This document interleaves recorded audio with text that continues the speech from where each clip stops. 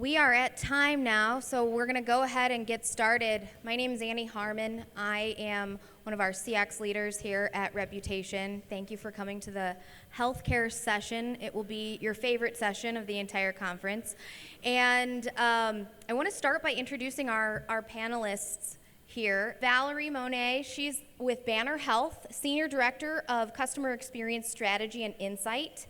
And in this role, she's responsible for guiding the CX strategy for Banner Health, one of the largest health systems in the U.S. She works to transform the patient experience through insight-driven operational improvements and the elimination of customer friction points. Her career in Voice of the Customer spans more than 2 decades, including 13 years at J.D. Power, where she worked with the top-performing consumer-oriented companies in the U.S. and Canada across healthcare, financial services, insurance, and auto. Next, we have Shay Andres. She's the Director of Marketing and Communications with Yuma Regional Medical Center. Shay's the Director of Marketing and Communications with more than 16 years of nonprofit healthcare experience. She leads a small, dynamic team.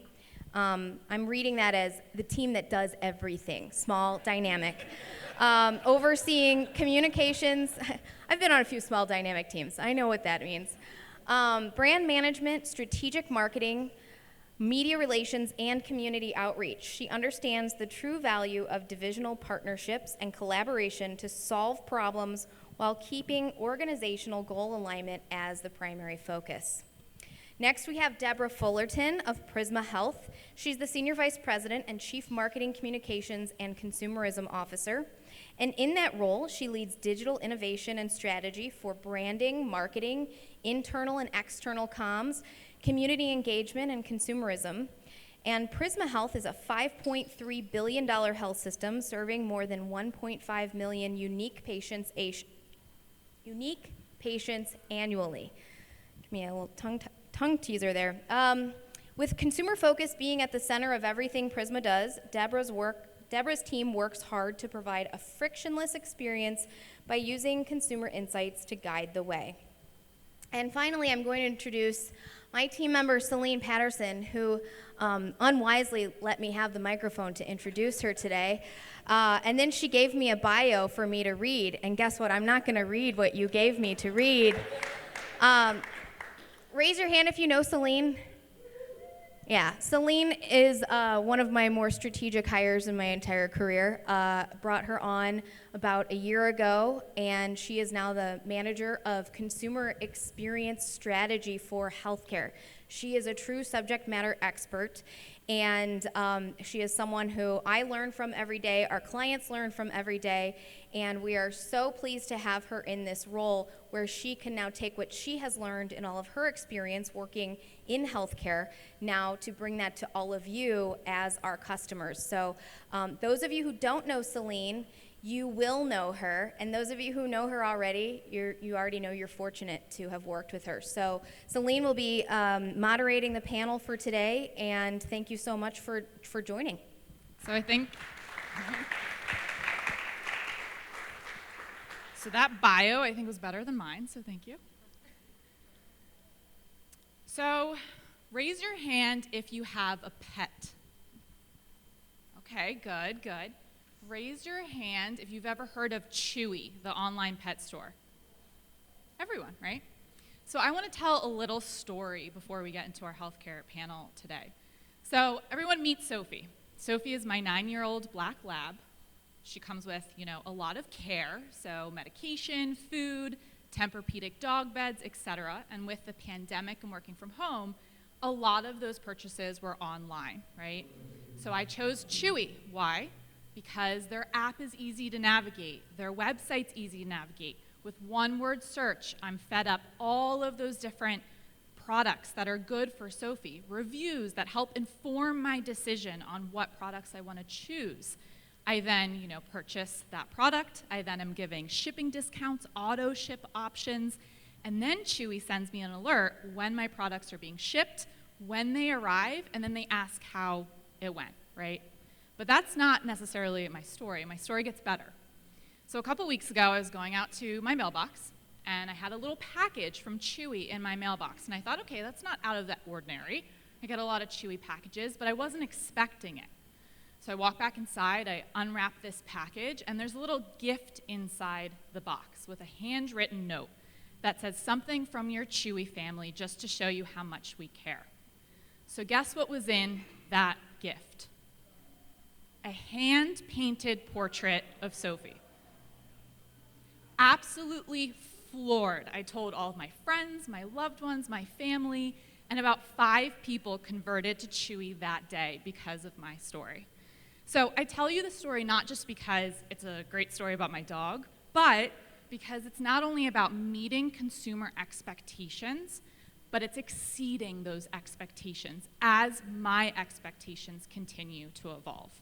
So as we think about this non-healthcare example, I challenge everyone to think about how healthcare can start to adapt from these learnings and become an innovator in the space, right?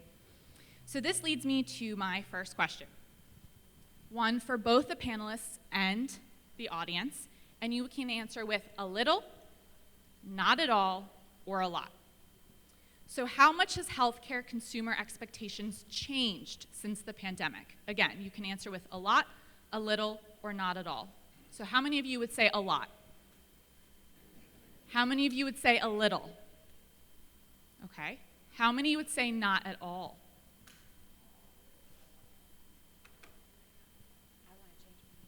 Deborah, I'm going to put you on the spot.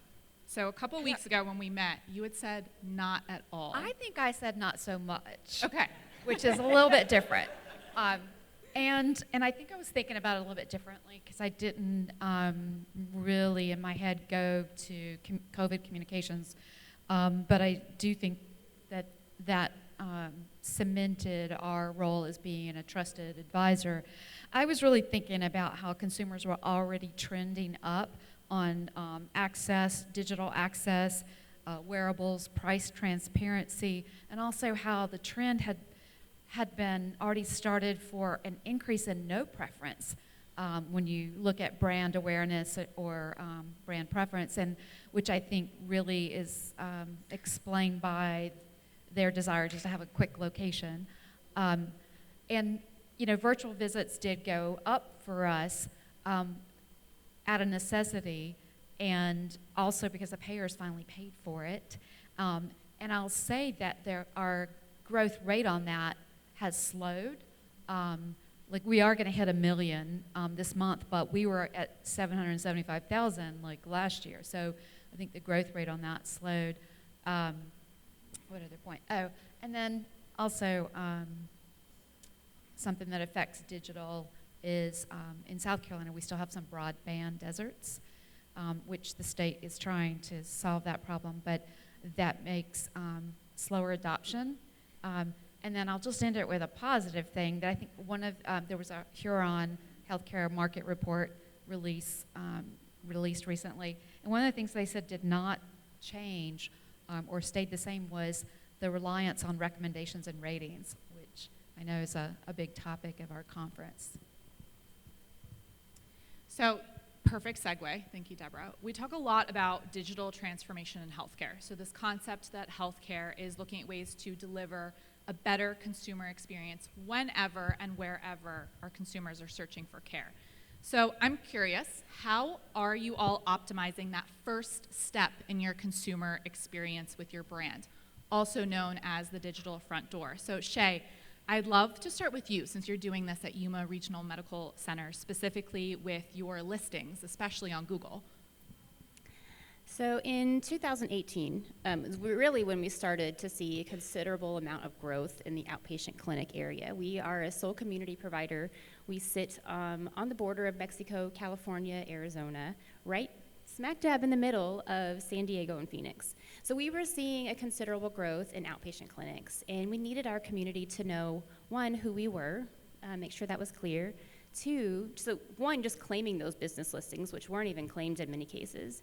Two, making sure the information was accurate and updated. And three, also making sure that consumers had an informed decision based on the ratings or the reviews. And so that meant that we had to really have a high volume of recent reviews to make those accurate. So upon that, we made sure that our photos of interiors and exteriors were all updated. And all of this, we built out robust provider pages on our website, and all of this leads to improved SEO, which meets people where they are online, so helping them to find us when they need the care. That's a really good point. So as we think about this consumer experience and this consumer journey, one thing that we talked a lot about was listening to patients, right? So Shay, you said it perfectly. We are in the people business. So next question is, what current methods are you using to embrace feedback? So Shay, again, I'd love to start with you because I feel like our stories, we really resonated with how we did this at our organization. So tell me a little bit more about how you got buy-in from your leadership team to not only do service recovery, but also operationalize some of this feedback. So when Annie mentioned a small dynamic team, we have a very small team. So it was really important for us before we even launched to make sure that we had very strong partners. The marketing team cannot do this alone. We can respond to social media, and we take that all day long. But to do the reviews, we really had to find a strong partner. And our community, our hospital is very small, so we have very strong relationships, and we partnered with our patient experience team to really drive this to our outpatient ambulatory leaders as well as our reputation team. So we created a workflow to really operationalize how that service recovery would work. So that really boils down to the clinic leaders and our patient experience team to handle that. So I'm curious, how did you get your practice managers and everyone on board when you started talking about wanting to solicit for more feedback? How did they react to that? Well, it's a little nerve-wracking at first, right, to ask for your patient's feedback. But our patient experience team was really strong, and they really embraced really wanting to know and hear what people were saying, as did our leadership team. Once we started implementing this, and we did it in phases, you could see the positivity, you could analyze the data and the insights to see that this really was improving